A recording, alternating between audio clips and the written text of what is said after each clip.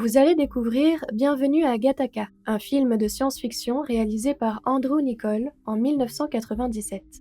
S'il s'agit alors de son premier long métrage en tant que réalisateur, Andrew Niccol n'en était pas à son coup d'essai.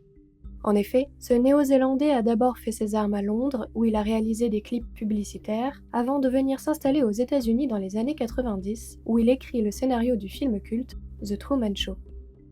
Ce film, qui sera réalisé par Peter Weir et interprété par l'inénarrable Jim Carrey, raconte la vie d'un homme piégé depuis sa naissance dans un jeu de télé-réalité qui lui sert de vie.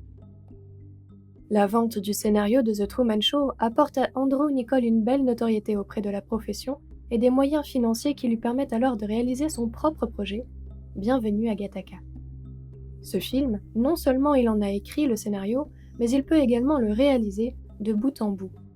Pourtant, malgré de bonnes critiques de la presse et des nominations en festival, le film peine à trouver son public à sa sortie en salle. Il faudra attendre quelques années avant que le film, brillamment porté par Ethan Hawke, Uma Thurman et Jude Law, ne soit redécouvert et considéré comme un film culte.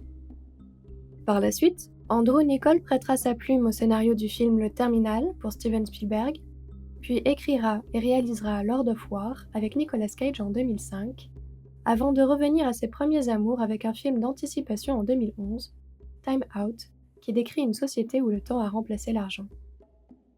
Il adapte ensuite le best-seller de Stephenie Meyer, Les âmes vagabondes, puis écrit et réalise Good Kill en 2014 et Anon en 2018. À travers ses œuvres, qu'elles traitent de géopolitique ou de science-fiction, Andrew Niccol questionne ce qui pousse l'homme à agir, à s'aliéner ou à se libérer des systèmes qu'il a lui-même mis en place, décryptant le monde qui nous entoure.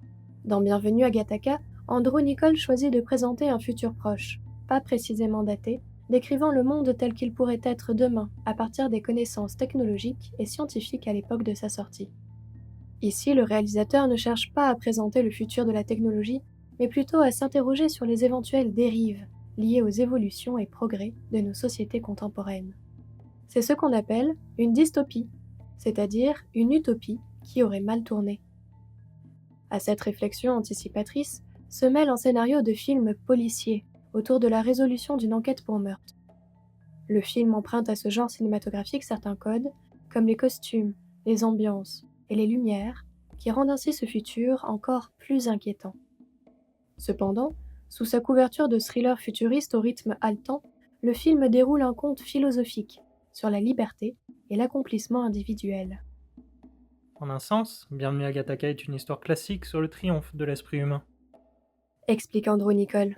Il s'agit alors d'utiliser les métaphores permises par la trame futuriste pour traiter de l'inégalité des chances, des injustices sociales et de la discrimination. Bienvenue à Gattaca interroge: qu'est-ce qui définit notre identité? Sommes-nous prédestinés selon notre condition de naissance? Existe-t-il certaines situations qui peuvent justifier les différences de traitement entre les individus? Enfin, nous pourrons nous demander: qu'est-ce qui rend ce film encore d'actualité, plus de 20 ans après sa sortie?